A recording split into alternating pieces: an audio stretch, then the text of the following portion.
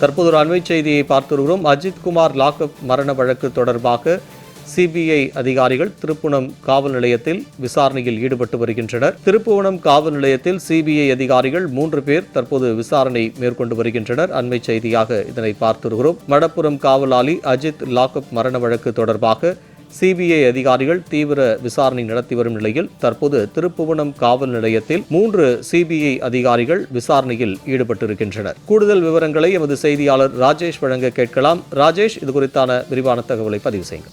வணக்கம் ஸ்ரீதர். சிவகங்கை மாவட்டம் மடப்புறத்தில் இருக்கக்கூடிய பத்ரகாளியம்மன் ஆலயத்தினுடைய காவலாளி அஜித்குமார் காவல்துறையினுடைய நகை திருட்டு வழக்கில் விசாரணை கடந்து செல்லும் போது அடித்து சித்திரவதை செய்யப்பட்டு கொலை செய்யப்பட்ட சம்பவம் ரொம்ப பரபரப்பு ஏற்படுத்தியது. இந்த சம்பவத்தை தற்போது சிபிஐ விசாரணைக்கு எடுத்து விசாரிச்சு வர்றாங்க. முதற்கட்டமா அவங்க திருப்புவனத்தினுடைய காவல் நிலையம், மலைப்புறம் ஆலயம் உள்ளிட்ட பல்வேறு பகுதிகளிலும் பல்வேறு கட்ட விசாரணைகளை மேற்கொண்டு வந்தாங்க. கடந்த 4 தினங்களுக்கு முன்பு அதனுடைய விசாரணையினோட இறுதி அறிக்கை தயாரிக்கும் பயில மும்முரமா ஈடுபட்டிருந்த சிபிஐ அதிகாரிகள் இன்று பிற்பகல் திருப்புவனம் காவல் நிலையத்துக்கு விசாரணைக்கு வந்தாங்க. 3 பேர் கொண்டு அதிகாரிகள் தற்போது திருப்புவனம் காவல் நிலையத்துல விசாரணை மேற்கொண்டு வர்றாங்க. இறுதிக்கட்ட விசாரணைக்காக அவர்கள் அங்க இருக்கக்கூடிய காவல் ஆய்வாளர் மற்றும் அங்கிருக்கக்கூடிய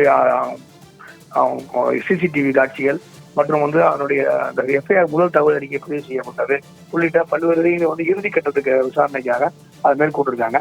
இந்த விசாரணையை தொடர்ந்து பிற்பகல் தொடங்கிய விசாரணை தற்பொழுது விசாரணையானது நிறைவு பெற்று இங்கிருந்து சிபிஐ அதிகாரிகள் புறப்பட்டு மதுரை சென்றனர். ஸ்ரீதர், விவரங்களுக்கு நன்றி ராஜேஷ்.